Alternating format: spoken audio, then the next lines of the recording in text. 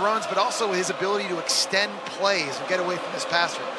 Now Haynes King out there, game tied up, 6.5 minutes to play, as he quickly gets it out and gets it complete immediately that time to Rutherford. Coaches will tell you with Haynes King, they say, we will confidently say that he's the most underrated player in the country. They feel he's the best quarterback in the ACC, most underrated player in the country. Well, if it hadn't been for 16 interceptions a year ago, I think more people might be on board with that. But so far, he's done a pretty good job with ball security. Throwing the football has made good decisions. They had a near disaster getting a fumble back on a miss handoff zone read a few drives back, but for the most part, Haynes King and his decision-making in this game has been pretty good. So Brent Key, the head coach, the second full season as a Georgia Tech head coach. 2nd and 6. Trying to turn the corner was Haynes King as he gets it to the 33-yard line. It's a gain of 4.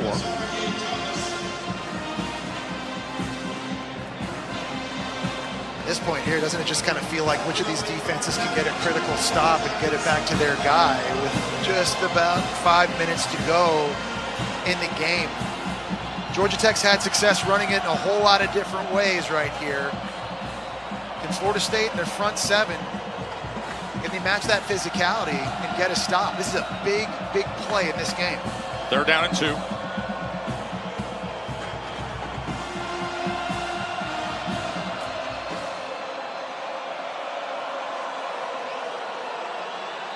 And you see a lot of pointing over at that Georgia Tech side. There was some movement. And the flags come in. It's going to be on the right guard, Rutledge. A little flinch, and that all of a sudden, 3rd and 7, a lot different than 3rd and 2. Number 72, 5-yard penalty, 3rd down. There's a good chance Brent Key and Georgia Tech were going to run the football there in that situation. Now you've got to throw it. We've talked about the drop back game being the area Georgia Tech has to improve the most, and it makes it a little bit more challenging now facing these athletes Florida State has up front. Look at this setting here at Aviva Stadium in Dublin, Ireland. The intensity of a conference game being well played with under 5 minutes to play and tied up, and a big 3rd down. King, pressure, gets it out, gets it complete. As Haynes gets all the extra yardage. And the Yellow Jackets are in business. Phenomenal decision that time by Haynes King. He's hot. He's got a free blitzer coming off the edge. His answer is going to be the running back in the flat. He never panicked. He gets his head in the right place, gets it out early, and allows Jamal Haynes to advance the football. We talked about the good decision-making Haynes King's been making. That's a good example of being in the 2nd year of this system, and Buster Faulkner knowing where his answers are. Jet motion, but he keeps it, and he's able to cut back against the grain and then get Franklin pushing the way and paving it out past midfield. Little road grader action from his center, Weston Franklin. He's going to need a nice bat. I mean, Haynes King's now carried it 13 times, but none of them have looked nice. I mean, every time he's dragging guys to the ground, they're jumping on him. They fake the jet sweep to Singleton. And that's just all Haynes King right there. I mean, they had him wrapped up about 2 yards downfield. Tough runner, man. This guy has left his heart out on the field. The Yellow Jacket. You got 4 yards after contact there. 2nd down and 3. Georgia Tech is past midfield. Remember, they got the big leg of Aiden Bird. They needed. Did miss from 51, but he's willing. Alexander, and it's another 1st down for upset-seeking Georgia Tech. Yeah, you cannot say enough about this offensive line, Joe. I mean, 2 years ago, offensive line was bad at Georgia Tech. Last year, they played so much better. Led the conference in rushing, fewest sacks per game. They had 4 starters coming back this season, and an all-conference transfer in Keelan Rutledge. You cannot say enough about the job their offensive line coach, Jeep Wade, has done with this group. Totally transformed them. That was a big reason why they had 7 wins a year ago. Man, they are showing up right now. Look at old Jeep Wade down there right now, loving what he's seeing. Here's Haynes King.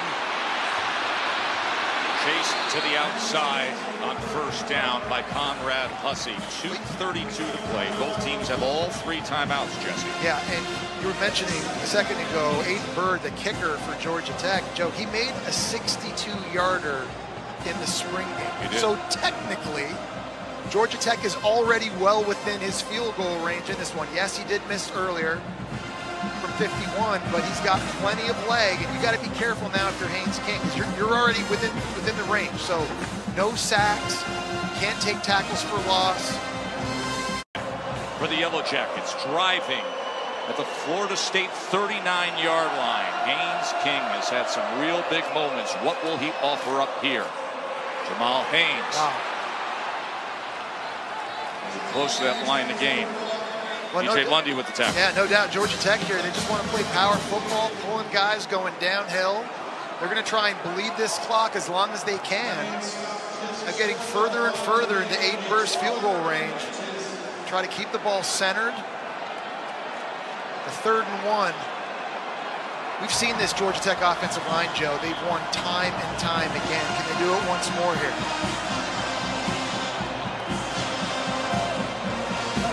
Haynes King's going to bring him back into the huddle. Chad Alexander is the back, but Haynes King, a good runner himself. And it's a first down, Georgia Tech. Coming up on just over a minute. They were just talking with coaches, trying to regroup. They were being reminded of what runs they're going to see, how to fit it, where to get aligned, what the timeout situation is. Easier said than done with the way right now Georgia Tech's lathering up this O-line. Alexander right into the middle of that wall. Ball security right now is absolutely huge for Georgia Tech, as Florida State's going to call another timeout here. That'll be their second.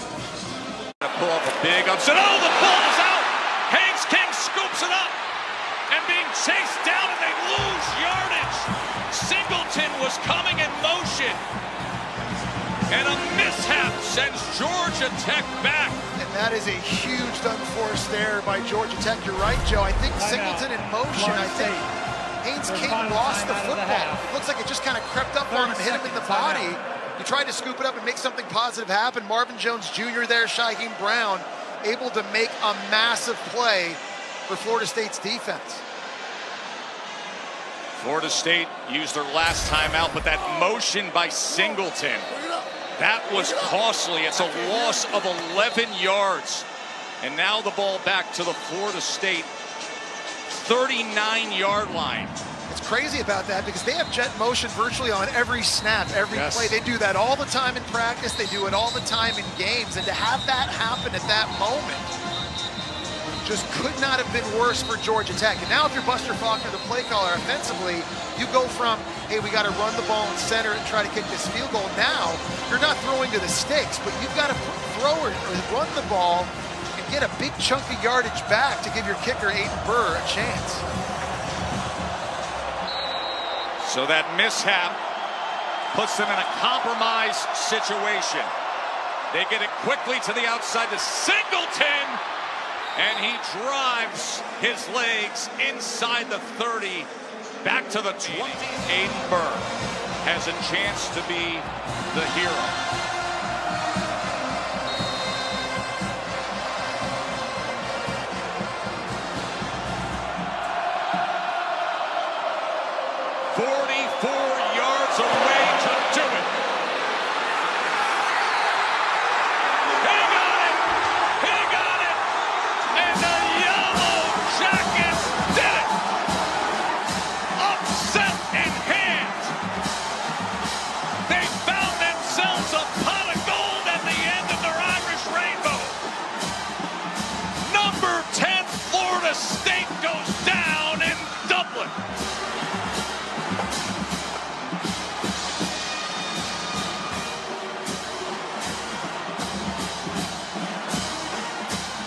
Welcome back to college football.